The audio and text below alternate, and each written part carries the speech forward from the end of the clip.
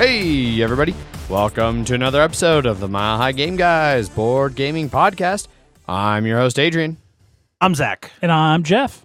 And this week was going to be, based on our tweets and our BGG posts, a review of Cryptid. No longer.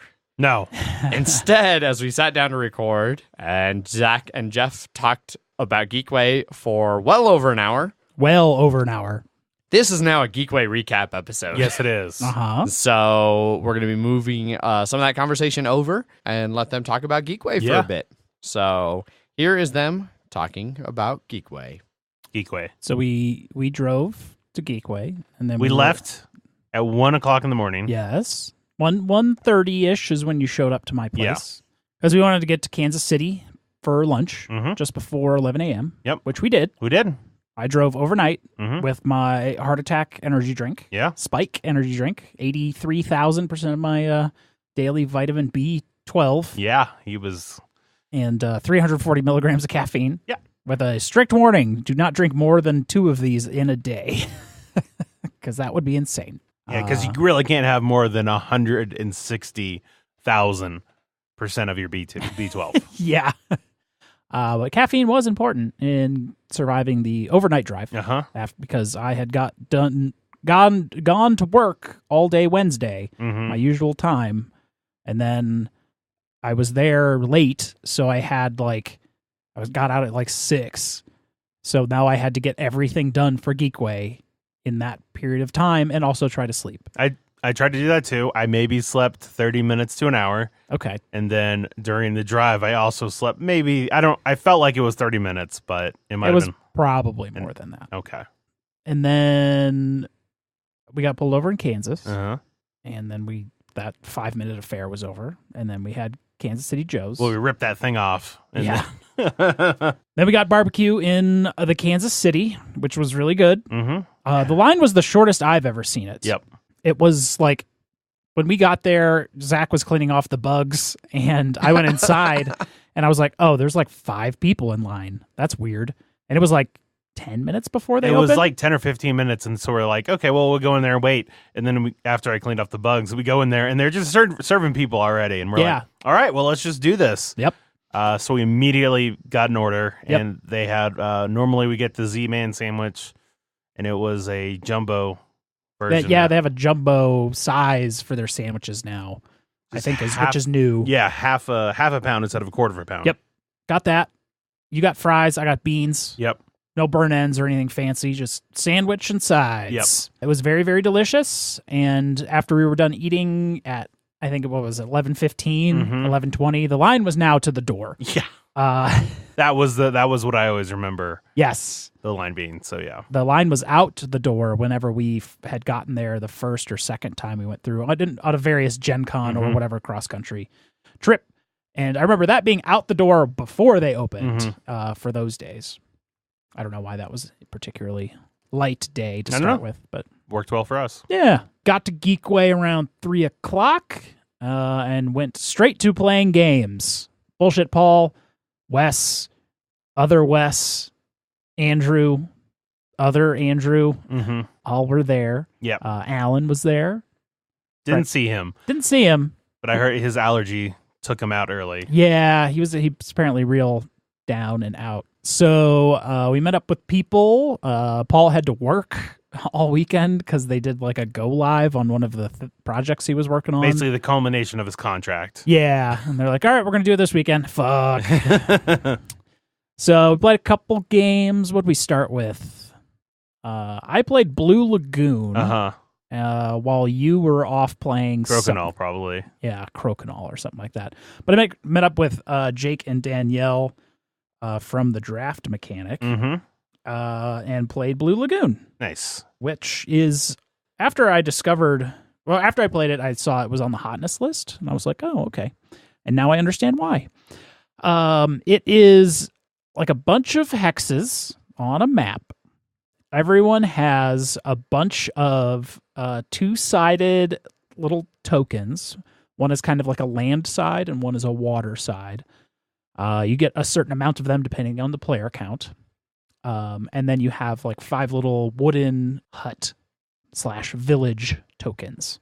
And then out on the board, I think it's 5 or 6 different types of resources like water, plants, gems, whatever. It's played in 2 rounds, and you start by placing down someone in any of the water spaces. There's 10 different islands. Maybe it was 8 different islands. 8 or 10 different islands of various sizes, and you have to get area control on them, or make chains, or get resources, or get sets of things, have a connection or presence on all the islands, and then you score that all up at the end. And you're doing that by placing these various tokens on the board as you play. Just kind of one token around, and you just keep going until all the resources are off the board or people have run out of pieces. The village tokens are very important, as we found out in the second phase, because none of us had played this before, because you can build off of those now village tokens and not just off of the water spaces. Okay. So in the second round, everything gets a lot meaner, because now you can really block people from making chains and moving around to different areas and cutting off resources. So Jake and I decided to play war against each other while Danielle ran away with the game, because he was making basically one big line across the center of the board. And I was just like, God damn it, I can't let him just cut me off from north to south. So we just decided to waste a ton of time doing that. And Danielle crushed us. But I still got second by like 4 points. It's a great game, though. Just that nice little tactical, like, what is the thing I can do now to kind of pressure someone else to stop caring about this section over here and be like, oh, if I don't start doing stuff on this other side, I'm going to get closed off over there. And then, area control, it's just like majority control, and you just score points. Okay. Blue Lagoon. Highly recommend. First game of Geekway. How'd the Crokinole go? Lots of Crokinole, but it's, we don't get many, despite both Paul and I having boards, we don't get many chances to actually play it. It's big and hard to lug around. Yeah. And so we did, I taught it to Wes and his friends while Kaiser and Paul were playing. Mm-hmm. And then when they were done playing, I was gonna Which Wes? Denver Wes. Denver Wes. No, the other Wes, sorry. Which is Wes D, but not Denver Wes. Not Denver Wes. Yeah. Denver Wes is Wes S. Yeah. The reason I got confused is I was literally about to say I was going to play the winner of Kaiser and Paul, and then Denver Wes came, and then so we ended up doing a doubles match of that. Okay. Which we ended up winning, which went well. Still love that game. Still fun. Yeah. Yeah. I'm glad they just sort of just had it sitting out on tables that you could just go up to and play. Yes. Which was cool. This one, they had a Crokinole tournament here, but didn't sign up for that because it was like 7 hours. And I was like, no, thank you. There was a lot of talks of signing up to try and play certain games, but I only signed up to do 1, maybe 2 here. And I was just like, that is more than enough because. And by sign up, you mean schedule with friends to play them. Yes. Because as we saw during the weekend, those games always took forever. Yes. Yeah, every game always takes longer than you anticipate. Whether it was Boyd's 7-hour 1870 that didn't finish, or Cassie's 7, it felt like 7 hours, but I think it was like 4 or 5 hour BSG game. Cassidy, what did I say? Cassie. Oh, Cassidy, sorry. She might also go by that, but yeah. Her 7-player BSG that lasted forever. Yeah, during the fancy gamers affair. Yeah. So yeah, I was trying to be like I went through the play and win and the library many times, and I would get a heavier game or a longer game, and I was like, I don't want to learn something harder. I'm just gonna go for something more bullshit. So that was most of the plays of games I had. Yeah. At no point was I like, I really want to play this longer medium thing. I was like, I want to play on the easier end. Especially because I was learning a bunch of new games too. So yeah, you got to learn all these things on top of that. Yeah. With a bunch of other people that also need to learn. Yeah. And so we checked in our hotel at 3. So at 5 we bounced out, or 5 or 6 we bounced out to try and get the beer in the cold. fridge. Yeah. Yep. So we put the beer in the fridge. And then we both sort of just laid on the bed on our beds. Took a nap. you took a nap. I just sort of was laying there relaxing, but not trying to sleep because I didn't know that you set an alarm, and I was like, if I fall asleep, It's over. It's over. It's gonna be like 1 o'clock in the morning, and be like, oh, we've missed it. Yeah. But we ended up at like 7:30. We felt the beer, and that fridge was not. The hotel room fridge was a failure. Yeah. A complete and total failure. Okay, it worked at getting things cold if you gave it like 24 hours. Yeah. Which, knowing that, we were able to keep beer cold in there because we're like, all right, we're going to want this beer tomorrow, so we're going to throw it in there now. But so we took the little plastic bin out of the fridge, filled it with ice, filled the sink with ice, and filled the ice bucket with ice, and put all the beer in there just so we would have it cold enough. Yeah. We did ice water too, so, you know. Ooh. Yeah. That was easy in the sink. Yeah. Which was successful. Yeah. Successful enough. So then we went to the beer meetup. Yes, the bottle share, Yeah. the draft mechanic / Mile High Game Guys. Like bottle share. 95% draft mechanic. Yeah. And just a fuckload of beer, like a holy shit amount of beer. We were talking during Blue Lagoon, like, there's been a worrying amount of people that have, like, seen the event and be like, our tickets sold out? And they're like, no, you can just come anyways. That was just the sort of number that we put on it. And enough people had asked them that to be sort of worried about the number of people that were going to be going. Right. Especially because this room was open gaming or something beforehand. And there was a bunch of people gaming in there. But I wish they weren't gaming in there. Yeah. Because there was these massive round tables that, like, even if we got rid of one of them, we could have had a lot more comfortable space. Yeah. Because there was probably 50 to 60 people there in that. You remember one the room room last year. Yeah. So is that same room? So Okay. Yeah. So pretty packed. Pretty packed. But a ton of beer. Yeah. I didn't drink too much of it just because I was like, I was already tired. I didn't want to be like get anywhere close to tipsy or drunk. Yeah. And then drive back. So I was like, I definitely had some sips and stuff, but I was like, I'm going to keep that down. Yeah. But I did play Manara with Paul and Wes.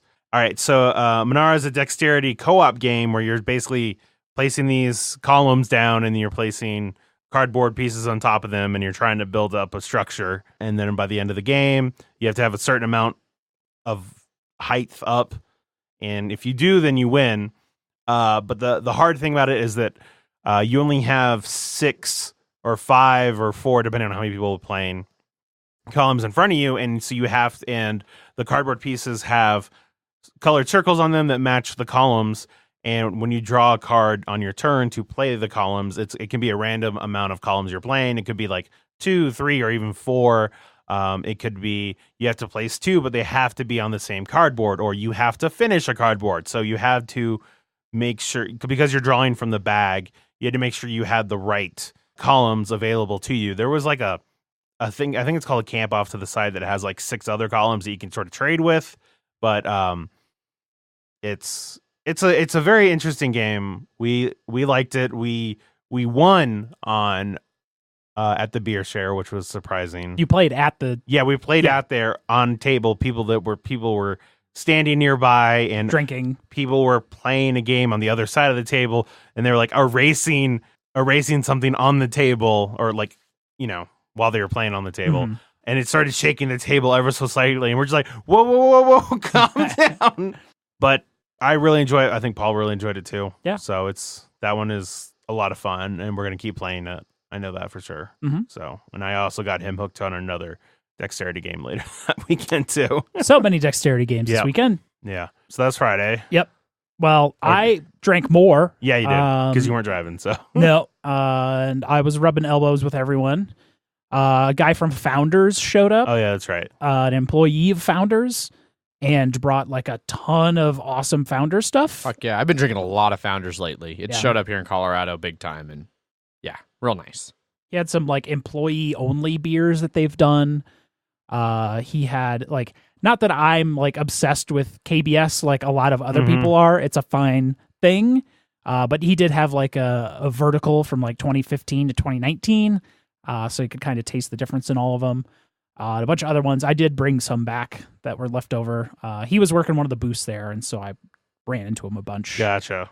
I played a game also there. You did? I played a couple rounds of Deep Sea Adventure. Oh, that's right. Yeah. Which I enjoyed greatly. But I have discovered that Deep Sea Adventure had a change slightly in rules from the Japanese version that we originally played, but not enough to hurt the game really at all. Mm-hmm. Just enough for me to act like an asshole and be like, "Are you sure that's right? Are you sure that's right?"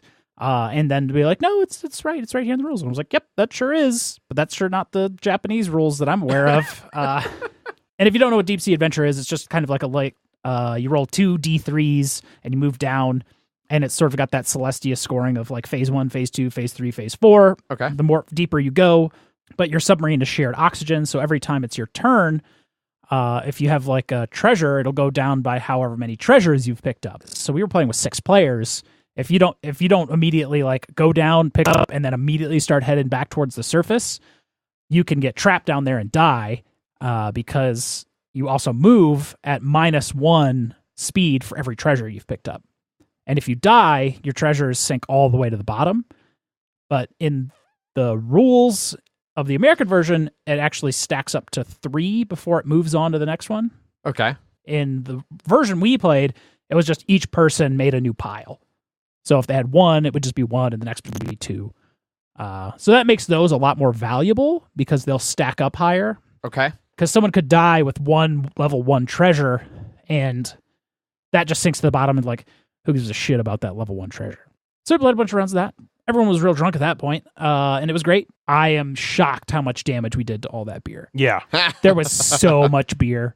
It was an incredible amount, and at the end of the night, I wandered down to see what you guys were doing, then I wandered back up, and it looks like everything was wrapping up, and I took a big box of beer. Yep. And headed back. Yeah, we just started playing some games. Nothing of consequence that I remember. Just a bunch of various things. And so, yeah, we went back, and then we woke up at around 9:30 or so on Friday. Because that was Thursday. Yeah, that was Thursday. Yeah. So Friday, main day of playing, or it was a main day of playing, and it was also the day that we went to Southern, which Southern's good. Southern had some good hot fried chicken. I went hot, not clucking hot. It was hot. Yeah, their hot was hot. Yeah. I had chicken biscuit chicken biscuit medium, and then the breast hot, and it was just like near the end of that. When I was done with that one, I was like, I can't. Okay, I'm glad that was it for that. Yeah, I got 3 pieces, and the heat on the 3rd piece was just like killing me to the point of where I did not finish it. I was also very full. Yes, I did not finish. Yep. DNF. Yeah, and freaking Boyd paid for our meal. Yes, which was awesome. Oh shit! Thanks, Boyd. Thank you, Boyd. Yeah, Well, I don't know why I'm thanking you. I didn't get fucking a meal paid for or anything. Dick. Because we would have expensed it to the podcast had he not done that. So that also would not have flown.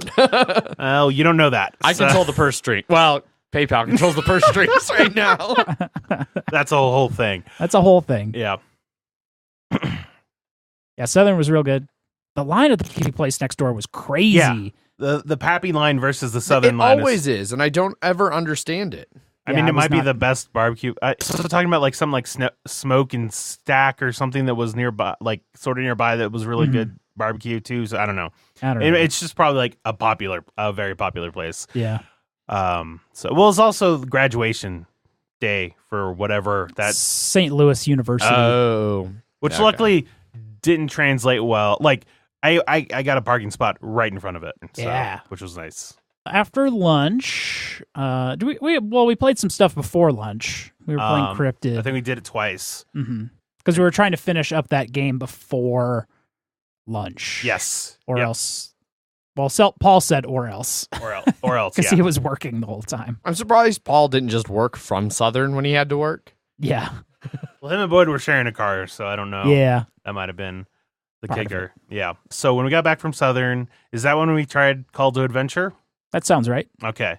So we tried Call to Adventure. Yep. Which is a sort of like character building game. Yeah. You sort of start with like a backstory, and then there's a middle bit, and then there's like an end game scoring card, basically. So it's your origins. So it's like if you're a beggar or not a beggar, like A merchant. or an outlander or some of those other things. Whatever like, you grew up as, yeah, sorta. pretty much. And then you're like a defining trait. And so like one of my defining traits was born lucky, and yours was something natural leader. Leader. And they affect the game because what it is on your turn, there are a bunch of cards out. They're divided into 3 acts. You start with Act 1, and when you finish your act, which is putting 3 cards on, underneath one of your cards, tucking them underneath your main card, then you go to Act 2, then Act 3. But there are 2 types. There are challenges. Well, traits first. Because traits you can just get, assuming you, like they have a prerequisite. You get it, and then you add it, and then it's usually going to add some sort of like stat increase or something like that. Because you can have like Constitution, Dexterity, your traditional D&D stats. Exactly. Yes. Sometimes story symbols as well, which are just set collection for extra points at the end of the game. Yeah. And then there are challenges, which is like, hey, you were lost in the forest. You want to try and just find your way out, or like go deeper to find the place of power within. And then the challenges have a difficulty, and it'll be like anywhere from like 3 to 7 or higher. Yeah. And when you decide to do a challenge, you get so this doesn't roll dice, or really it rolls dice, but they're D2 dice. They're runes. Okay. So they're up, Yeah. It's basically you're just throwing a bunch of coins. Yeah. And each challenge will have specific stats that it's trying, that you have to try and roll to it. Yeah. So like the if you're lost in the woods and you're trying to find, like, go deeper, it's like, do you have the Constitution to do it, or the Constitution, or and the wisdom. And if you have any of those matching symbols, you get to add extra runes that are on those, because the base runes have either 1 success or nothing on the back, or the more specialized runes have 1 success and then 2 successes on the back. Yeah. So ideally, you go something you're good at, you have a better chance of actually succeeding. So you basically shake them up in your hand, and you throw them down, and then you see how many successes you have, and then you either succeed or you don't. If you don't, you get experience points, which is basically just victory points. Yeah. You can spend them. Yeah, you can spend them to do certain things. A lot of your starter cards have, like, if you failed at a test of this type, spend 2 experience to get another, or get a reroll or something like that. Yeah, stuff like that. And then as you get farther along the game, you can eventually find allies that attach to a challenge that make them harder, but then they give you a one-time benefit that you can usually sacrifice to get some benefit, get something. Yeah, like the animal companion, it had like an extra constitution that you could toss the animal companion. Exactly. For. And then you could also, you eventually find adversaries, which are harder challenges, but they have like certain things that allow you to have a chance at them. And as you go through, like spending experience. Exactly. Yeah. Spend experiences to get just successes, or it's harder if you have corruption and things like that. Because you have hero cards and anti-hero cards. Because you can be a good guy or a bad guy. Yes. And you have your corruption track. If you're down lower in the corruption track, you use anti-hero cards. If you're up higher, you use hero cards. And then you'll get points. So in this game, one thing I did like is that you have, like, it was called triumph and tragedy points. And those are like good points and bad points, but they're still points, which is good. Yes. It's not like, oh, I'm trying to be good, but I did a bad thing, so that hurts my score. It's just, no, you just did some tragedy stuff. Yeah. So it's like you had a childhood rival. You could convince him to be your friend, or beat the ever-loving shit out of him. Yeah. And then it's just, at the end of the game, like you have a destiny card that is, something you're going for. And then you sort of look at all of the cards you get, and you sort of just try and tell a brief summary of your hero and what he went through. Yeah. So I liked it. Yeah. It was, I don't want to say it was a nothing game, but it was, I enjoyed it, but it didn't leave like a lasting, like, oh man. No. And I succeeded at everything I did the whole game, and I still didn't win. So Yes. it's not entirely, and other people failed stuff. I failed once, but I got like 4 points higher than you. But still, if you fail, like the other guys failed twice at least, and they were definitely behind you. So it is a luck based game, because you're rolling to succeed. But It had some, like, there are things you can do that, surprise, surprise, we were playing wrong or slightly wrong. The dark runes that you get, because you can pay an experience point when you're trying to get extra runes, and you get a dark rune that has 1 success on one side, and then it has the corruption symbol on the other side, and that moves you down on the corruption meter. But I had thought it was 0. You get 0 successes and you go corrupt, but it's you get 2 successes and you go corrupt. So I think people would have used those a lot more. Yeah, and it would have made people's virtue track, which is the corruption. Corruption brings it down and virtue goes up. It would have had, like, everybody was near the top basically, because people are like, well, why should I be corrupt? And it's because you do things like that. And so I could have been Batman as well. you could have been Batman. I could have just been it was like the Hand of Vengeance or something like that. Yeah. I basically would have it was basically born in tragedy, and I couldn't get any points from triumph points, so I would have done bad everything. Yeah. Which would have been interesting, but yeah, I liked it. I would play it again. It feels, I want to say, a little bit like Role Player in that I felt like there was still something missing from building the character. Yeah. But it did go quick enough, which was nice. Yeah. It was like 45 to 60 minutes or something like that. So. Yeah, it was fun. Yeah. Then we were going to play Adventure Island, but we never got around to it. There were a lot of games that we'd grab and then never played. Yeah. And then we just started, what else did we do on Friday? Did we play Cabo on Friday? We played Cabo. Yeah. It's kind of that golf sort of game. Yeah. Yeah, with we just talked powers. about last week because there's the new game coming out that's like a spin-off of Silver. Cabo. Silver, yes. Which I also played. But Cabo's fun. It's trying to get the lowest possible score. You start off with 4 cards, but unlike regular golf, you look at 2 of them and then you put them down, face down, but you have to remember what they are. So it's a lot of memory. Okay. Which at our beer level of the day was probably not great. No, I called Cabo 3 times. I failed every single time. That was annoying.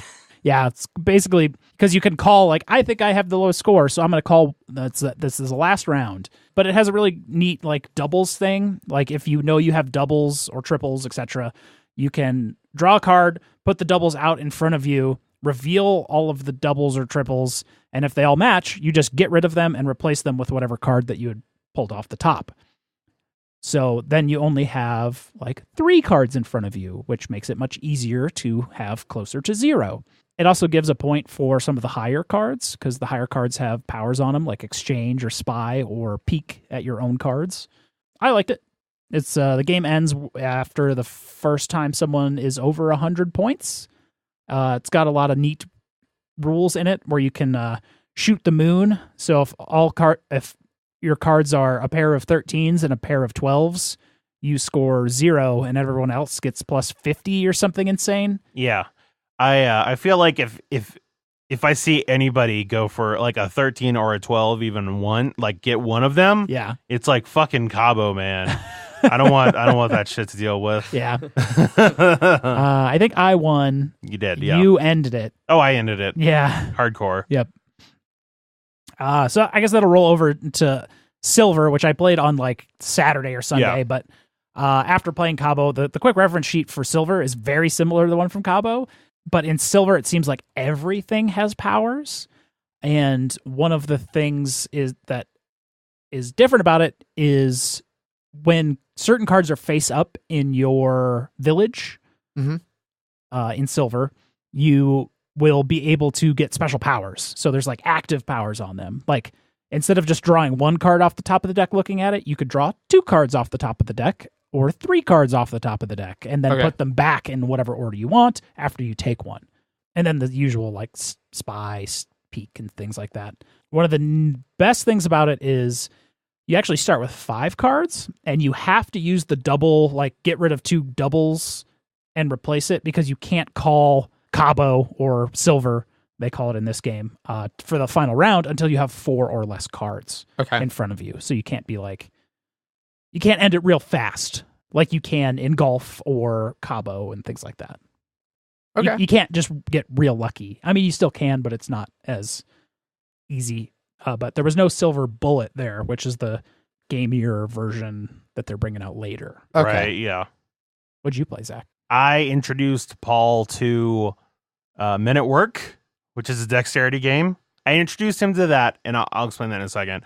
And he caught me playing War Chess, which is an abstract strategy game with Wes, Denver Wes. And then the next day, Paul was walking by us, and he had 2 big boxes that were miniature market boxes that he had bought both of those games. Yeah. So I brought it back with us. But Men at Work is a dexterity game where you're basically working on a construction site, and on your turn, you flip over a card, and it has that welcome to thing. So it has a symbol on the back and then a symbol up front, and they correspond to each other. So it's like, if the back of it is a hard hat, you're placing a worker. If it's a girder, you're placing a girder. And the front side has 2 different options, and it's which one you're doing. So if you place a girder, you have to just place whatever color it is, and they usually have little things of like it has to touch the tallest girder, or it has to you have to build a new support and have it touch something else, or it has to balance on its own, or there's a strong worker, so you have to balance it on a worker. Oh dear. You're sort of in a T pose. He's sort of in a T pose. And then you can also, when you're placing a worker, it's like you place a worker with a beam. So you place him and then you put a beam on top of him, or a brick, or both. Or you're placing him while transporting a beam. So you place a beam on him, then you move him up to the girder, like whatever girder it's supposed to match. Yeah, and so girders are big, long pieces, of wood. And then beams are like, I don't know, toothpick sized. Thicker than that, but yes. Yeah. But it's still like there's a lot of stuff, and it's near about a fourth of the way through the game. The boss comes, and then it's supposed to be 25%. The boss comes out. Her name's Karen, I think, or something like that. The foreman. Yeah, the foreman. And whenever she, if at the end of a turn you have placed the highest thing on the site, you get a Worker of the Month award, and then it's like the first person to get a certain amount of awards wins. So you're trying to place things higher and higher. But this is a construction site. So if stuff falls, it's also a disaster of a construction site. It's a disaster of a construction site. Yeah. You're never going to build an actual building with what weird shit you put here. Yeah. I remember, I think at one point I saw one guy holding up 2 girders. You're now weight bearing in this. Yes. And then at another point, I saw a guy fall, and then someone just put a girder balancing over him, like it was balancing on something else, and then weight got put on his side, so now he was just part of that support. Yeah. But when things fall, my favorite thing about this game, though, is, in Suspend, when things fall, your turn's over, and it just goes to the next person, and usually it's a lot easier because a lot of that shit's like, on the ground and cleared up. And it makes it easier for you to place things. Yes. Well, here, you can't work in an unsafe construction site because there was an accident. So the new person, they have to clean up what you just knocked over. And the first player marker is like a hook, so you can grab shit from underneath. But it's like girders are fine. You have to grab them or push them back up. If there's a worker underneath everything, you have to hook him out and pull his dead carcass out. God. And it's all a little elevated. There's like these foundations. The supports. Yeah. And what's good, too, is that all the workers have hard hats, which are taller than a support length. So if you can't take him through certain areas because otherwise you'll knock out girders and things like that. And if there's like beams you have to grab and things like that. And also, you can cause an accident while cleaning up an accident. So you're like, oh, crap, I knocked it. And then now it's the next person's turn to clean it up. And if you ever cause an accident, you lose a safety certificate because that was bad. But surprisingly, dropping one brick and watching 12 workers tumble off a thing is all one safety certificate. Yes. I mean, that sounds fair. Yeah. And so... I've worked enough with OSHA that sounds about how OSHA handles things. You're not wrong. And then you just keep going around until either somebody gets enough of those awards, or you're the only person left with a safety certificate. Yeah. So you either outshine or outlast people in that game. Okay. And yeah, Paul dug that. I mean, I think we all dug it a lot. So I've heard pretty good things. I would like to try it at some point. So it's good to know that Paul got it. Yeah, it'll be there on Wednesday. I think Paul will be out, but I have it at my place. So oh, cool. Yeah, because Paul's on a business trip that's going dismally. Yes, it is. So I also tried War Chest, like I was saying, which is a abstract strategy game. And it's sort of a bag builder too, because say you have a worker, or not a worker, you have a swordsman out on the board. Each turn you draw 3 tokens from a bag, and like those are the 3 things you can do this round, and that's like you can place them to add them on there. But if you want to move that swordsman, you have to play a swordsman token. If you want to attack with a swordsman, you have to play a swordsman token. If you want to control with a swordsman, you have to play a swordsman token. So you have to have the tokens available to do these things. So it's a lot slower moving one, because you go through all of your tokens before you do it again. So say you don't buy another token, a swordsman token, and you have one out there already. You use it once, you're going to be cycling through that whole bag before you get it again. And so it's this cool movement where you can like specialize on certain things. It's like if you get all the tokens on the swordsman, you can do a lot of swordsman stuff. But then if someone kills your swordsman, you're like, oh shit, now I have to use those tokens, and now it's less mobile. And but you can place them. So you if there's a swordsman out, you can bolster them, which is place another one of those tokens on top of them. So if someone attacks it, it loses one of the tokens, but it doesn't kill it. Okay. And you're just trying to control 6 areas, and all of them have, like the light cavalry can move 2 spaces instead of 1, but the cavalry can move a space and then attack. The bowmen can shoot over people, but they can't attack anybody next to them. But the crossbowmen can hit people in a straight line, but they can also hit people next to them. So there's a lot of things that are similar, but they have very, little differences. We played with the beginner setup, but you can draft them like when you're playing, which is pretty cool. Like the setup, I guess. I mean, you can draft the setup. It was pretty interesting. I liked it. Paul liked it, but he's bad at it apparently.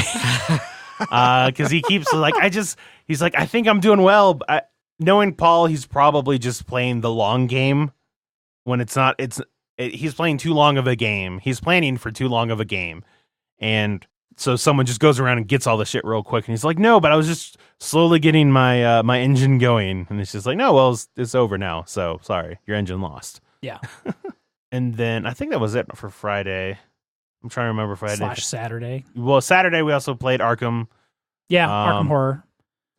Lost to Cthulhu. Yep. Got some real unlucky gate bursts. As per usual. Yeah, so like gate burst right after an anomaly in the anomaly area, and just like added 3 here, added 3 just after we got to the last phase. We were playing for about 3 hours with Kaiser and his friend, and they're like, we've got to go meet someone for dinner. We were like, he forgot how long the game took, and we're like, okay, that's fine. We can, it's cooperative, so we can just play. About 2 turns after that, not even that, we died. Yep, and we lost. All over. So he when he came back, he was like, how'd it go? And we're like, we lasted about 15 minutes after he left. Yep. And then, but on Saturday we played Tsukiyomi. Yes, fancy Tsukiyomi. Wow. Expansion Tsukiyomi. Standees, so the old version, but with the expansions that we didn't have access to before. That is correct, yeah. The full moon pledge level. Yes. So we played with Matt, who is developer for it. Yeah, the U.S. developer. For... This is not, I know, someone called him a designer, and he's just like, developer, like I heard, I remember the clarification. Designer is in Germany. Yes. And he is the kind of U.S. developer side. So he brought the game for us to play, and he handed me the bag of the whales of the Kings of the Lost Sea, the whales and the dragons, and we were both like, let's try and figure out. But I felt like, and especially when Alex came later, he was just like, so what are you guys playing? And you're like, well, I'm playing the whales, and I'm like, I'm playing the dragons. And he's like, I thought so. Yeah. It's like, okay. Matt played the Nomad, because he was going to play the regular old human people. Yeah, he was going to play the Sentinels, but he forgot the map, or the mat for it. Player sheet. Yeah. And then Denver West came to join us, and he was playing the Dark Seed. Yep. Whole bunch of bugs. That Wes was in a very unfortunate position, because Wes had made a decent area for himself during the placement. And so Wes played his character down, and then Matt placed about 3 or 4 hexes away from him. Maybe like 2. It was 2. Like, yeah. And they were off in a corner, basically. Yeah, and this is not like Twilight Imperium where everyone has like a starter area. You can place your starter area wherever you want. Yeah. And I know I'm sure Matt knows not to let the bugs be able to spread out. And so went straight for him, basically. Yeah, basically Adrian'd him. Yeah. God damn it. And so that left Jeff and I a lot of space on the other sides to sort of spread out. So the whales are passive aggressive, which is great. They don't do much damage at all. They have like one person that does 25. I think everything else is like 5 or 15 or something. But tons of conquest and tons of health.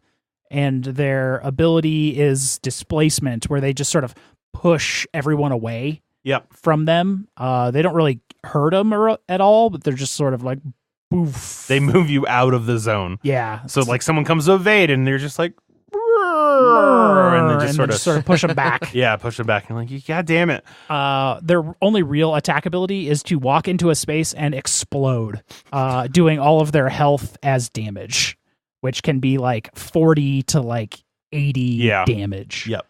Basically a nuclear bomb. Pretty much. Yeah, whale nukes. And so the dragons, they handled similar to the mechs, except like on crack, because the mechs had like 1 level of upgrade. These guys had 4 levels of upgrade. Yeah. And like 7 dragons. 6 dragons. 6 dragons. And the most powerful dragon could do like 115 damage. Just as a damage. Yeah. Damn. Yeah. And like they had like 110 conquest points on some of them. And Okay. But if you kill a dragon, you get a victory point. So you have a target on your back, basically. Yeah. But dragons, if they go to someone's home base and then devastate it. So devastate is they basically torch the entire area, which you can do on any tile. And now that tile is worth no points. So say you had a fertile ground that you were trying to control, it's worth 2 points. I could just fly in there, devastate the area, and now it's worth no points. But if I devastate a home base, I get 3 points for doing that. Rude. So I 100% flew my dragon into Matt's base, destroyed it because I didn't want to. I wanted to get the 3 points, and then he immediately came in and he had 1 grenade guy with 2 grenades basically jump up my ass, and then blow up. And so that was I ended up winning that game. Because we had it was you and me first and second, right? No, Matt got second. Yeah, I got third. You got third, but I was able to spread out well enough that nobody could really do anything about it. Yeah, the whales are super slow. You sort of need to kind of trudge out as much as possible. They're real slow at doing everything, but they sort of whatever they hit, they sort of just move it out of the way. They also have a cool ability called Cleanse that wipes all the other tokens off a square except their own. Yeah. So if anyone has any traps or whatever, they sort of just move in there and then just be like, and it's all disappeared. Yeah. So like the wild boars, if they had a very entrenched area, they can hop in and go, and now it's back. Now it's back to natural. Now there's nothing. So that was a lot of fun. We ended up having to call it early. After 3 of 4 turns. Yeah, 3 or 4 turns. But it was enjoyable. I liked it. I like those guys are cool, and I can't wait to see those minis for those guys. Yeah, so the whale minis are supposed to be really huge too, like almost the size of one of the hexes. Yeah. Because they're supposed to be so big that you just sort of push them into the area and everyone just sort of goes to another hex. Yeah. He was talking a lot of the design stuff he's been doing on a lot of things. Yeah. Making more intuitive cards, balance changes, wording changes, things like that. So it seems like the new version of Tsukiyumi is going to be pretty great. Yeah. From everything that he's been talking about. Yeah. I hope we get a copy somehow. We'll see. Yeah. And so I guess the last thing that we played on Saturday that'd be worth talking about was We're Doomed. We're Doomed! Jeff, would you like to tell us about the game? Yes. I'm interested in hearing about this one because I know people have been talking about this one in particular as being a good game night game on Slack. So Yeah. Jeff, So It's a bullshit game. It is a total 100% bullshit game. Do not take this game seriously in any way, shape, or form. It is a literally only 15-minute game plus some counting at the end that takes mere moments. So everything that happens in this game is supposed to be very lighthearted and not taken in any way to be competitive or serious. okay, I can get behind that. Yeah. Especially if it's 15 minutes. Yes. Yes. No, You there start is getting in 30 minutes though. there Whoa. is a Oh, 15-minute sand timer. Yes. Okay. So A nice 15 it is minutes. a nice 15-minute sand timer. The box. Okay. The game is We Are Doomed. The leaders of the world have discovered that the world is going to explode in 15 minutes. So they have to make a rocket ship in 15 minutes. make a rocket ship. Okay. And the it's 4 to 10 players. Those players are various nations of different political types. Autocracy, theocracy, democracy, technocracy, and corporatocracy. Yep. There's 5 actions in the game. Each one of these political factions have like a better version of that. It's basically get 2 resources, get an influence, pay 2 resources to steal an influence, pay an influence to steal 2 resources, and pay 8 money to nuke, aka coup, Yeah. / eliminate a player.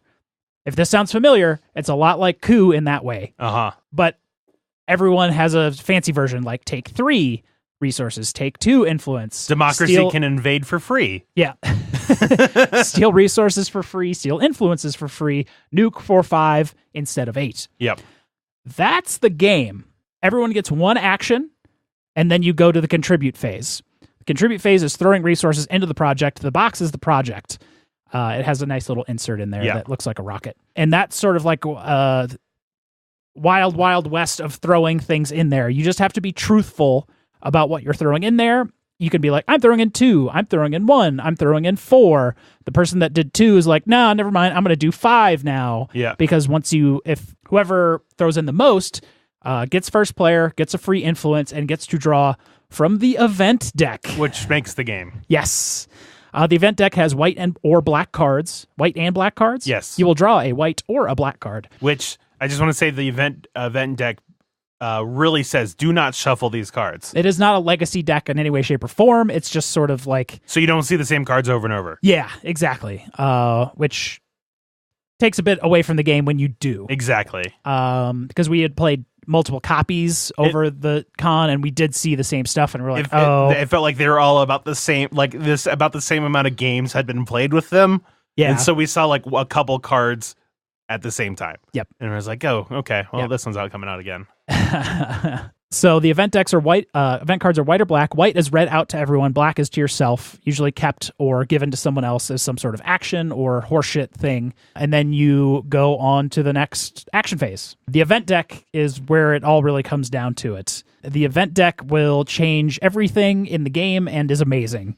Yeah, I think we should spoil a couple cards just Yes. to give context of what they are. So in terms of bullshit, one of them is the Rapture. Basically, any government that's a theocracy ascends into heaven and wins. Well, will also win. They will also win. Yeah. Other people can still win By getting on the rocket. by getting on the rocket, but they just go up and then they also take 25 resources from the project. Yeah, the project just gets dumped. Yep. There's like all the technocracy people can turn into like a robot AI system, and then they get 10 influence each And can't be nuked. and can't be nuked because they're now just basically Skynet.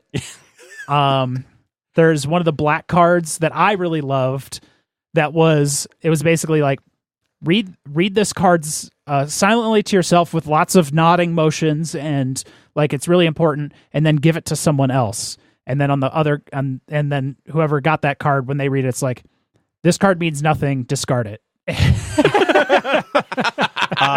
And there was a card called Bureaucracy that was, all right, you need to do all of these things before you can get rid of this card. Like hand to longest hair, hand to oldest player, hand to Who's the most north, who is, a whole bunch of stuff, and then hand it back to the right person, the regular person, and then they discard it. When you get it, how do you know what step you're on? You just have to assume which... I mean, it's read out loud. This one is white. Oh, so okay. it's Yeah. you're saying it. And the thing is that there are a lot of things in here that are meant to waste your time. Yes. And so everybody's trying to get through them as much as possible. Or various dexterity challenges that if you fail, you lose a bunch of resources in the project. Yes. Like Okay. stacking all of the resources in the project on top of the timer, which is on top of the box. Or like the Down with Tyranny card, where it's as like, an assassination attempt. so it's a black card that goes in front of you that says anytime, the next time someone, or whenever you want, when someone is reading out a white card out loud, you yell Down with Tyranny and throw the card at them. And if it hits them, they're like out for the next round. And the event's canceled and they lose all of their influence. Yeah. So yeah, that's we're doomed. Did anybody get a copy? It is only sold from their website, Breaking Games. Breaking Games is who makes it. I mean, there was Nobody got the play to win. So There was only one there of was our. one in the play to win. well, there were 6, but nobody got Yeah. it. Yeah. I- yeah, I'm sure that pool was pretty large because Yeah. you throw like 10 people on there Exactly. at a time. Yeah, and then at the end, you count up how many resources are in there. 40 gets you 1 seat, 50 gets you 2 seats, et cetera, et cetera, et cetera. And then whoever has the most influence gets the first seat. Whoever has the second most influence gets the second seat. And then everything else is broken by voting. Yep. You just go 3, 2, 1 and point, and then that's who gets on wherever. And also, one final thing that the game adds is really great is if it looks like anybody is hemming or hawing, sort of taking their time trying to figure out what to do, you can start just going 10, 9, 8, and if you get down to 0, they're out of the game. They die. They die. So like you can Yeah. you're putting 10-second timers on everyone. Did you say what the end goal of the game was? I mean, to get on the ship, Yeah. but the amount of resources you need for a certain amount of seats on I literally just said Okay, that. I wasn't listening. Yep. So okay, good. Way to go, Zach. Just making sure. It was literally the sentence before you started Okay, talking. good. I thought it was, but I wasn't sure. Yeah. Okay. So that's We're Doomed. Yeah, the event deck is crazy, and there's even crazier things in there that we didn't even mention. Those are on the light side of the pure insanity that happens. Yep. So I wanted to mention a couple games that I played that I didn't like. Okay. So one was Expanse City. It's sort of a city building game. It has a cool table presence, but overall it felt pretty nothing, and I'd rather just play Quadropolis over it. Okay. And the other one was Cytosis. No, Subatomic. Subatomic. This was a deck building game, which I know I was interested with that, and I think you were too, right, Jeff? This is you're building atoms, and you're like you start with a up and down quark and a photon, and then eventually gamma ray. That's what it was. And then you build. You can use those to build neutrons, protons, and electrons, and you use those to build atoms, and you get points from that. Yep. And then you can buy certain scientists that give you special abilities and things which are cool, which give you extra bonuses and things like Special fancy cards. Yes. The thing I didn't like about it is this was like the most rigid deck building game I had ever played. Yeah. Because in order to build a proton, you have to have 2 up quarks and 1 down quark In your hand. As during that round. Yes. That you hope you have enough energy Yeah. to purchase if it's not the first free thing. Exactly. And to build atoms, you're gonna need protons, neutrons, and electrons, and it's probably unlikely, but you could be put in a situation where you were only able to get one or 2 protons before the entire deck ran out, and Especially in a 4-player. especially in a 4-player game. Because whenever you had the cards for it, they just weren't coming out. And then when it was other people's turns, they were coming out. And there's nothing you can do to stop that. If you don't have if you aren't able to build the proton cards, you're just sort of screwed. If you aren't able to build the neutron ones, you're sort of screwed. If you aren't able to build any electrons, there's no way to circumvent the structure of building the atoms, which makes sense from a thematic standpoint, but I felt it crippled the game. Okay. So it doesn't seem like it's like I can't spend 4 energy and just get this yes, proton yeah, or whatever. There's no like default like explorer card of exactly purchase stuff. Yeah, it's very basic, but because of it, it is super rigid, and Yeah. that rigidity really bums me out. Yeah.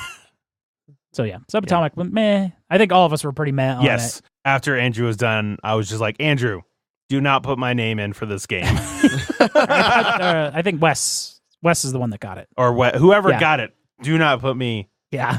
do not let me be able to win this game. Uh-huh. And then on Sunday, Well, later on Saturday, Oh, I played Hyperborea, okay. which is a complicated game to describe. It's kind of area control, kind of like bag draw from like cube bag draw, and you use those cubes to do actions from moving to attacking to researching everything. And you're just you draw 3 cubes and you're just trying to get the cubes to do the actions and buy more cubes and like move these like resource tracks up, and all while on this area control map that you're moving dudes around. So it's kind of that Inish level of interactivity where it's like war's not that common, and you sort of just battle and sort of like, and it's dead. Gotcha. And it's dead. It's a war game where war's not the priority. Right. I think some of the like more advanced rules kind of turn that, like racial specific things where people get better at certain things than others can kind of turn that up. But I had fun with it. I wish there was some the terrain is random, and we got all the basic terrain things except like 2 spots, so that there wasn't much entertaining with the cool different terrain types that are in the game. It's a game that would certainly be better at more players because you would have more people kind of running around the map, killing ghosts on these ruins. It's kind of a, I guess, Conan the Barbarian-esque universe where it's sort of weird, like sword and sorcery, I guess, is a good term for it. Mm-hmm. And there was a little bit of like bad culling and like some bad gray tokens that you can get on things, and you can use those gray tokens in other areas, but gray isn't really used for actions in any way. But it was neat. Okay. Anything else for you, Zach? I don't think so. You played some other games that we knew at some point. So I feel like that was it. I might have done something else on Sunday, but it's not. I bought a copy of No Thanks because I don't know what happened to my copy. But it was a totally new version. It's a new where the cards are giant, which is weird, but the tokens are actually tokens instead of tiddlywinks, which is nice. Okay. They look like Go pieces. Yeah. But bigger, like Interesting. like the size of a quarter. Okay. Yeah. That went well. I enjoyed that. I fucking crushed that second round. You did. I got a 1. It's mostly because my hardcore strategy, my very high level strategy of it was my turn and getting all the cards I needed back to back to back. Yeah. Really worked off for me. Yeah. He really outplayed us there. Yes.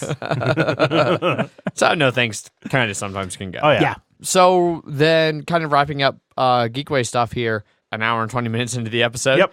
What was each of you, if you had to pick one game that was like your favorite game of the con, the one that really stood out to you, what would it be?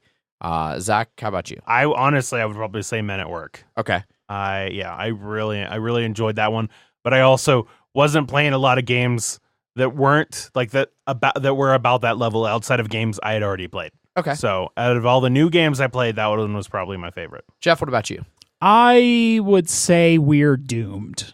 Okay. That was definitely my most played game by far. I probably played 6 or 7 rounds of that. Holy shit. I would say that would be one of my favorite experiences, but like the game itself is pretty like yeah, I mean it's that Hyperborea I liked a lot, and Call to Adventure I also liked. So those were new games as well. Okay, cool. Well, that wraps up what we've been playing / Geekway recap. And I'm sure there was more shit in there that we forgot to talk about game-wise. Yeah. But it was great seeing Boyd. It was great seeing Wes. Mm-hmm. Jake, Danielle, Cassidy, Alex, the whole game, Gray Fox crew. Oh, yeah, definitely. Brandon, Patrick, Mm-hmm. Punchboard Media peeps. We saw Lance from TMG. Yep. We saw Lance, our friend from here as well. Also true. Yes. Did you get to play a game with Jamie? No, I saw him a couple times, but he was always playing something with someone. I didn't see him at all, Yeah. but I wasn't looking that much. So Gotcha. None of us won any of the door prizes, which is a bummer. Boyd won Yokohama. Well, that's true. He won a play to win. None of us won any of the. Oh, there was only 4. It was like $1,800 credit for a game table. Fuck. Shit. Yeah. Me. God damn. That'd be Yes, it was amazing. 18 or 12. $1,800 Yeah. off a game table. 3D. If either one of you had won that, it would have been the podcast table. Yeah. I mean, in the sense that we have no place to put it right now. No. Yeah. But if we did, it would then go to wherever that was. Yeah. 3D Catan. Like the Catan collectors. Okay. Yeah, 3D edition. Yeah. And then Lord of the Rings Anniversary Edition, which they 100% put down Collector's Edition and linked to the Collector's Edition in all of their posts. And it was the Anniversary Edition, which is less of the Grail game than the Collector's is. Yeah. The Collector's is like the first edition, Yeah. like wood box one, that is ultra hard to find. Yeah. The Anniversary Fucking Edition, ridiculous. you can still find. It's just very expensive. Yes, it is very And then expensive. also Giant Azul. Yeah, and Giant Zool. Yep. Right I put in for the Catan. I put in for the table. Yeah. I didn't care about any of it. Yeah. So No, I mean, it was like, well, if I get any of those 3 games, I would probably sell it. So I'd get a table for the podcast until I had a place to put that table. yeah. Yep. Cool. Like I said, that wraps up all of what we've been playing and Geekway recap. Also had a shitload of Quick Trip, as per usual. Yes. Anytime you're around St. Louis. A lot of taquitos. Mm-hmm. Very good taquitos. And I bought 10 energy drinks to bring back here. So, All the Rooster Boosters. They'll last about a week. well, I'm immediately handing off about Half of them. 60% of them. Yeah. So yeah. So that was basically that was the short version. That was the short version. Everything we could think of at the time, Yes. But guess what? We thought of more. we did. So Geekway continues. Yes.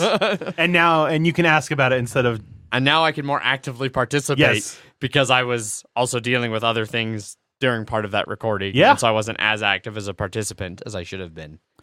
First off, just before we get to the games, weather was a lot better this year than it was Really? last year. Yeah. It didn't Okay. it rained a little bit, but Yeah. meh. And yeah, on like Saturday night. yeah. And it was in the like 70s and 80s. It was Never felt like oppressively humid at Yeah. all. It was actually quite nice. Okay. We'll see Unli- how it goes when they move it to June next year, where it will probably be more oppressively yes, hot. that is true. Yeah. Less stormy, more oppressively hot. Also, I would say it was the worst hotel so far, but also not as a bad thing. This was definitely the cheapest one out of all that we've gone. Okay, that makes sense. But it was perfectly serviceable for what we needed. Okay. And like it, 3 people was $100 for the entire weekend. That's not too bad. Yeah. No. Kaiser was able to. We were staying up late Saturday, and he was done. And he was like, "I'm gonna walk back," and he was like, "Oh, that walk back was super easy. It was like 8 minutes. 8 minutes. Oh, shit, yeah. Yeah, It's right next to that Bass Pro Shop, like Okay. 20 feet from yeah. Isn't that our where the, building was the Bass Pro building. the first hotel that... That was the Best Western, which was about 50 feet from Bass Pro Okay, Shop. okay. No, I thought the one I had booked was that one, but it didn't have that little turn. And but then I saw the Best Western right next to us did, and I was like, oh, okay, got it. Cool. So how many times did you guys eat at Southern? just the Just once. once. Just the once? Yep. Because Did anybody go more than once? no. Not that even I was. Paul. Not that I was aware of. I mean, Paul worked for like 20 hours, so I'm sure Yeah. he had talked about it. But honestly, like as much as I like Southern, it's a 30-minute drive there, It's, a yeah. 30-minute drive back, and like an hour for eating. in an hour for eating. That cuts a lot into your game time. It does. Whereas I can just go to Quick Trip and Get some get taquitos. taquitos, or go to Five Guys.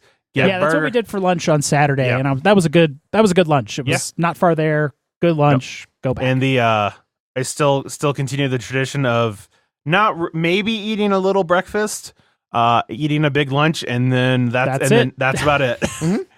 Yeah. Yeah. I think I saw like the Geekway group tweeted out beforehand. They're like, remember during the convention, 5 hours of sleep, 2 meals, 1 shower a day.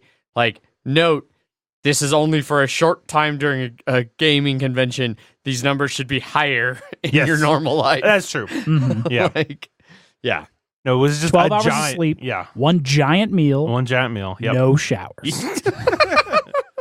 But yeah, so that was that part. Okay. The non-convention-y Yeah. part. Mhm. But for games, there are definitely a couple that we missed. Okay. First one, Fireball Island. That was like the first game I was like, I know this is fucking here. I want to play it. Because I don't want to buy it. What'd you think? It was what you thought it would be. It is. It looks like it's a better version than the previous one. Okay. There are you can actually make choices in this game. Okay. You're not rolling dice to go anywhere or doing something like that. It's like you have a card that's like you move 12. You have 2 cards. Or you have 2 cards from. and like one's like you move 6 and do these things. The other one is like you move 10 and do these things. And then you're like, okay, well I now have 2 choices to make instead of 1. But I felt like more things would be moving around. It felt like I thought it'd be more chaotic. Maybe with the expansion. The expansions looked like they add more chaos to it. Like bees and vipers and another boulder. Yep. But it left a very like I'm glad I played it, but I'm glad I didn't back it. Yeah, Okay. there was a little bit of bullshit dexterity in there because you kind of have to like push the little balls Yes. to roll people over. Yeah. That was fun. Mm-hmm. But I felt like I would be doing that more, or it'd be more fuck you-y. And it just felt like, all right, I pushed it. All right, now it's your turn. Okay. Yeah. I don't know. I just thought I felt there would be something else there. Yeah, that and there really wasn't. It just wasn't for me, at least. I mean, that was a big feeling I got during. Like, I was amazed. Like Restoration, when they announced that hey, they're bringing these older games back. This was like the one people are like, fucking do this game, man. Yeah, and I think they did as good a job as they could. Without changing it too drastically. Well, and then when they announced it, people went nuts. Yeah, and I've never understood. Like, I don't know. Maybe it's because I don't have any. Like, I'd never played the original Fireball Island, so I had no like sentimental attachment to the concept. But it always seemed to me like a game that was the quintessential old mass market, not a game, like an activity. Kind of thing, and it seemed like an odd one to now. I would say it is a game. I would say so. It's not an activity. And I'm sure it's better with the expansions too. But like I said, I'm glad I didn't pay. At some point, Black and Red had a Kickstarter version of it for like $75 or $80 or maybe even $100. This game is very much not worth the money. Yeah, for me at least. Nor myself. But glad I played it. I'm glad I played it. I did play another dexterity game though that was much better, I felt. Loopin' Louie. Loopin' Louie. Battery operated. Like Gen Con, they had like Loopin' Louie tournaments that go out instantly. They'd sell out instantly. Wow. Yeah. I'd heard a lot of things about it, and I was like, I want to try this one. I'd seen it in the library, and then I didn't see it until like Saturday, and I was looking for a game to play with Kaiser. And I was like, every time I went in there, first thing I went to the L's. Okay, it's not in here. And then one time, like we were looking for games to play, and I found it, but I had also checked out a play and win, and you can't have a play and win and a library out at the same time now. Interesting. And so Kaiser had a game or two in his hand. He was trying to decide between it, and I was like, put those away. You're checking this out. And it's just this little plane that goes around, and you have a circle on an arm, and you have these little chicken discs that hang out here. But if he touches them, they get pushed back, and then there's a hole that they fall down to.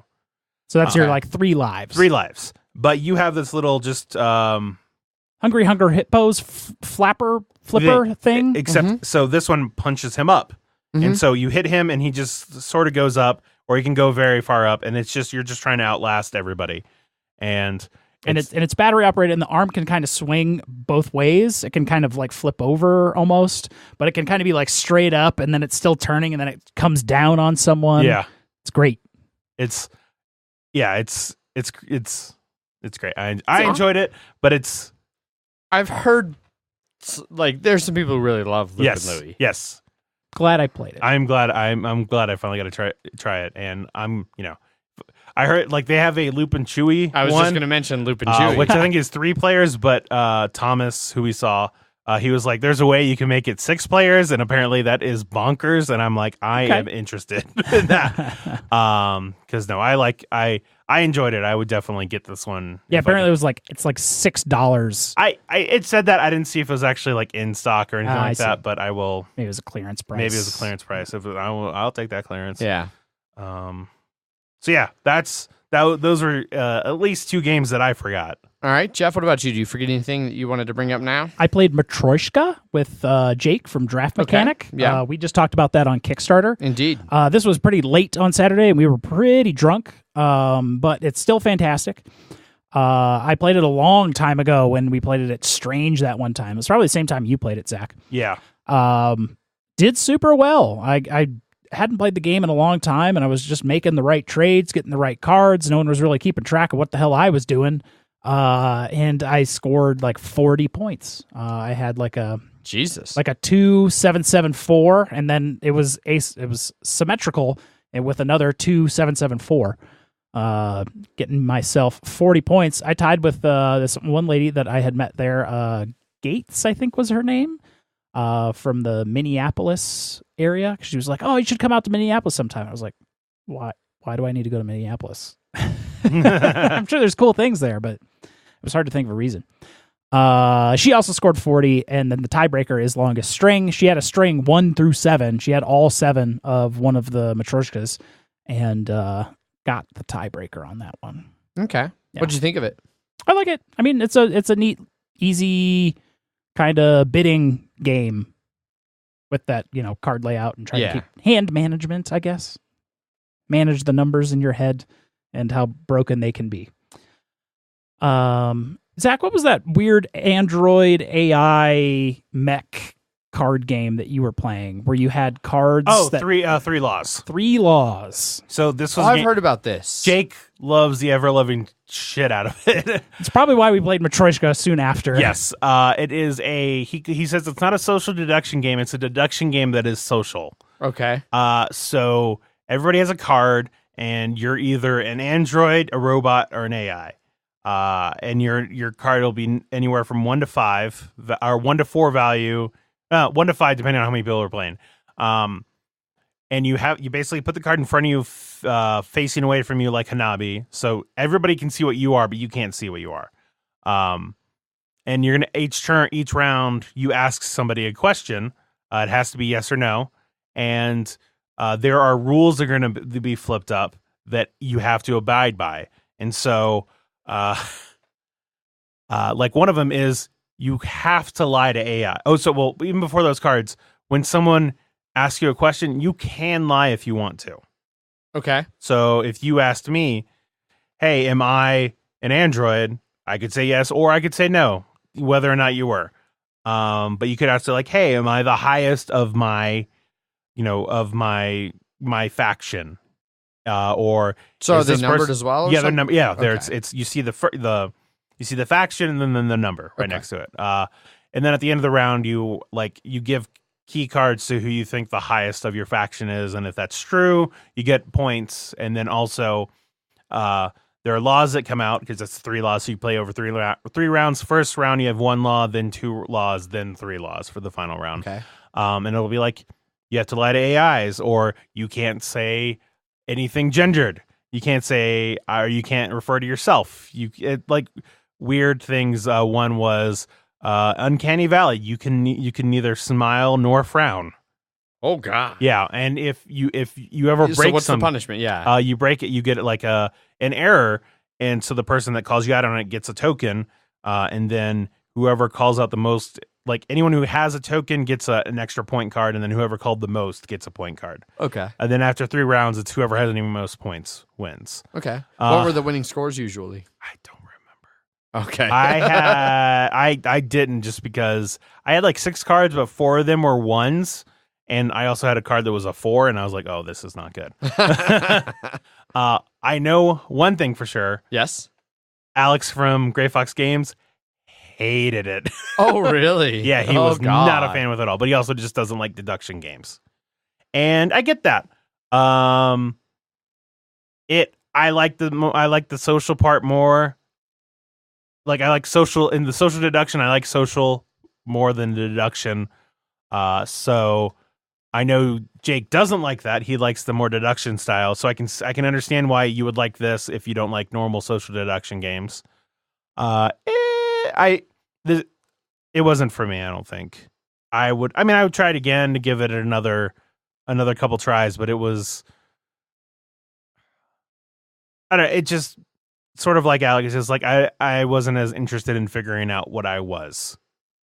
It was more about like the little robot things or like the little laws. I was interested in that, but I didn't care whether or not I knew what I knew. So it was just like, because I had no idea what I was, but then a bunch of people threw me cards and I was like, okay, I guess I'm a high numbered thing. So, okay. So yeah. Okay. But yeah. Yeah, I've heard some good things about it, and I would really like to get a try at some point. I don't think it was badly designed. It just, yeah. Because I like those, like, I don't know, I like social deduction and deduction with, what was it Jake said? Deduction. Deduction that's social. That's social, yeah. I like that kind of, that appeals to me. So I don't know. I'd like to give it a shot. Anything else you guys want to tack on to the end here? I can't really think of any games I played that I haven't chit-chatted about. There's a couple that I wish I could have played. Yeah. That didn't get around to. Yeah. They had the Lord of the Rings Journey Through Middle-earth there. I'd still like to try that. I wanted to try that one out. But then Jeff broke his iPad. Yeah, there's a phone version of it, but my iPad is a shattered, crushed mess of glass. Yep. Thankfully, the screen didn't break, just the glass. I wanted to play Tiny Towns. Saw some people play that. Yep. Wanted to get to Detective. Oh, we played an Unlock too. I forgot to mention that. Oh yeah, we did play an Unlock. That was clearly like part 3 of 3 in some Unlock series. Yeah. It was fine. Still prefer the exit games. Yeah. It did something a little bit more interesting, at least than the previous one we did. Which was cool, but there are a lot of times where you're just like,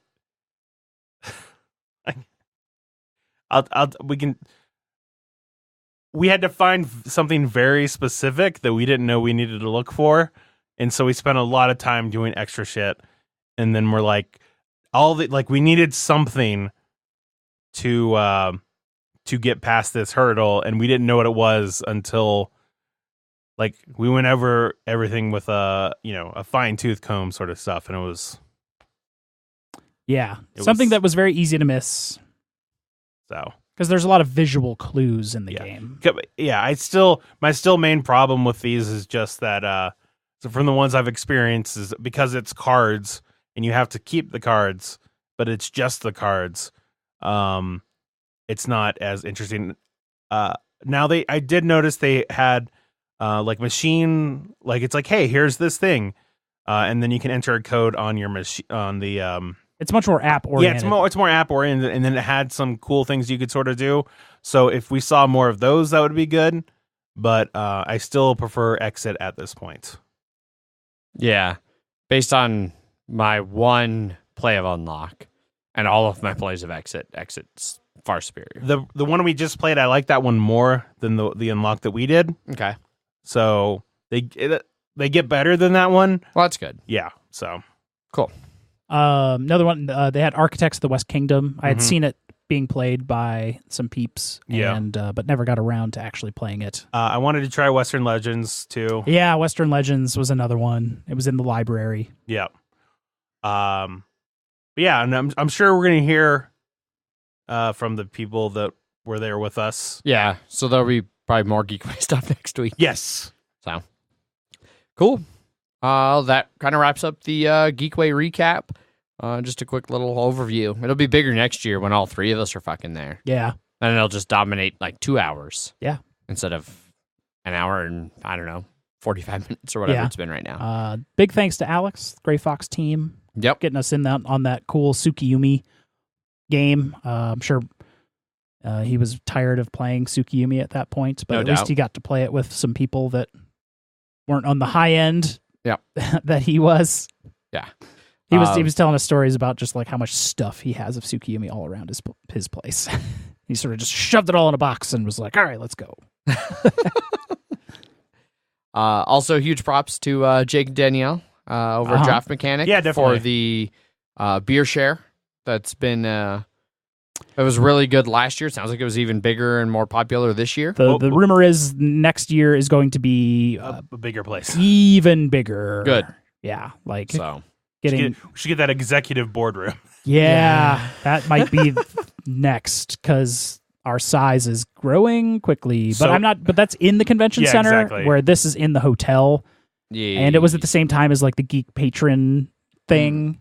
Okay. So we'll see how big we can get Mhm. without Right on. just being like, we're going to throw a bigger, cooler party than the one that people paid money to go to. Yeah. Yes. One other thing too, there was a giant Battlestar Galactica made out of Lego. Yes. That was very Legos. cool. Yeah, Lego Battlestar Galactica. Saw a bunch the of photos people. of it. Yeah, a bunch of people took pictures of it. It looked like it had the expansion and stuff in it Yep. too. Cool. All your characters were like little minifigs and stuff. Yeah, like that. it was super cool. Awesome. Right on. We're going to put a bow on it. We're just going to call it done. It's nice and set. If you would like to get a hold of us, there are multiple ways to do so. You can send us emails. Emails at milehighgameguys.com. You can find us over on Twitter, where I tweet under at MHGameGuys. I'm Zach_MHGG. I am Jeff_MHGG. We have Facebook and Instagram /MileHighGameGuys. We have our YouTube channel /MileHighGameGuys. And we have our BGG guild number 2731, with weekly episode posts about what we're going to be reviewing or discussing or whatever. And you can chime in before or after, however you see fit. You can go to our website, milehighgameguys.com, or in your podcast app of choice. Either one, there should be show notes for all of the episodes, including links to the news and Kickstarter items we talk about, as well as links to things like our Slack channel. If you want to join our Slack channel, we've had like 5 people join in the last week. It's been great. kind of bonkers. Yeah. They haven't super dove into the participation yet, but, you know, it's a lot of Boyd and Paul just everywhere. I And mean, it this takes week. a little bit to like, Well, the thing is that like pile this into was that. the perfect weekend for them to do it too, because Boyd and Paul were busy with Geekway they shit. still managed to post a lot of stuff on Slack. You're not wrong, but a lot less. But yeah, if you want to join and you want to carry on and join in some of the other fans that we regularly mention on the show, then you can do so. Just get active over there on the Slack channel. You can also find pictures of corgis and Huskies. being real cute and friendly. Mm-hmm. And then those cute husky corgi friends get named Jeff? Zaff. Zaff? I don't Sounds remember which right. way it went. I already forgot. That was a whole thing from the Q&A Yeah, the fanfic. fanfic. Shipping the Yeah, Mile High Jeff Game and I Guys dogs, Adrian, Paul. Shipped. Shipped. You and Jeff dogs that were adopted Yeah. by Paul and I. Yeah. After I left Megan and Paul and I For your became true gay lovers. love. Yes. So, hooray, shipping communities. Yeah. Yeah, plenty of ways to get a hold of us if you want to interact with us. So yeah, that wraps up this episode. Hopefully you've enjoyed hearing our recap. Well, Zach and Jeff's recap of Geekway with limited contributions by myself. Be sure to tune in next week for a normal Wednesday episode, as well as next Friday, a week from today. We'll be doing another Dread episode. Not to spoil anything, but there you go. There's your spoiler. Yes. Better. Better. But yeah, be sure to check that out. We always have a bunch of fun doing the one-shots, so we'll be doing another Dread one. This time we'll actually use a real Jenga set, Yeah. not a A knockoff. little more risky. So I think it'll actually be more stable. Well, we can do riskier things without worrying of dying. Yeah. So now and I'll have to, as the GM or whatever Dread calls it, I'll have to be making you guys pull more often. True. The JM, Jenga Master. Jenga Master. We'll see if Bob just smashes over the tower at any point. So, but yeah, stay tuned for all of that stuff next week. We're looking forward to it. That brings it all to a close. As always, I've been your host, Adrian. I am still Zach. And I'm Geekway to the beer, Jeff. Bye. Bye. Bye.